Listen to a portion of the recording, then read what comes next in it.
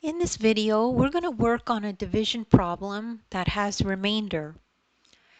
So if we have a problem like this that says divide 14 divided by 4 equals a number, and then you'll have remainder.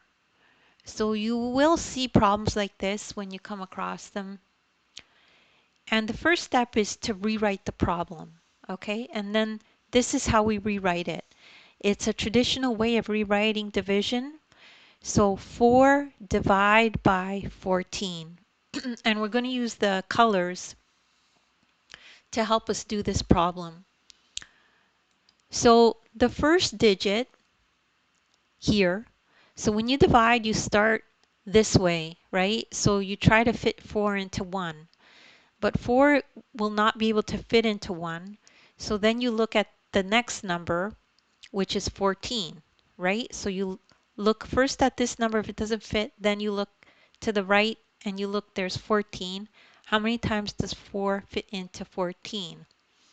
So we're doing the division for the first two digits. So 4 fits into 14 only 3 times, okay? So then we will take that and write it in here. So because we're looking at this whole number, we put the 3 here. We wouldn't put it here. It would be incorrect, right? Because we're not dividing into the 1. We're dividing into the entire number of 14. So now the next thing you do is you multiply 4 times 3. 4 times 3 is equal to 12, right? So let's put that in green here.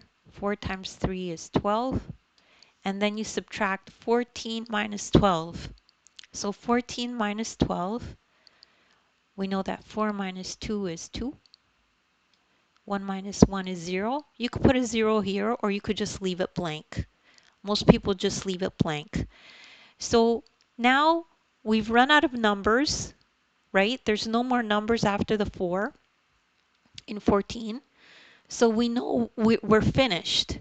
And 4 does not fit into 2, right? 4 can't fit into 2. It's too big.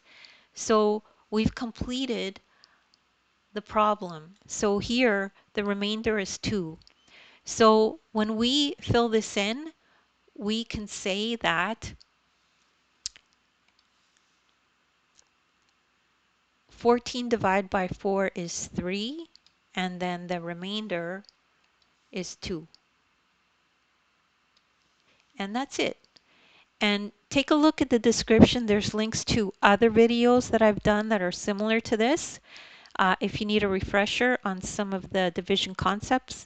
I also have an ebook that you can download, and you can follow along each problem in the ebook. So the ebook contains the exact problem I'm working on, and you could take extra notes if you need them.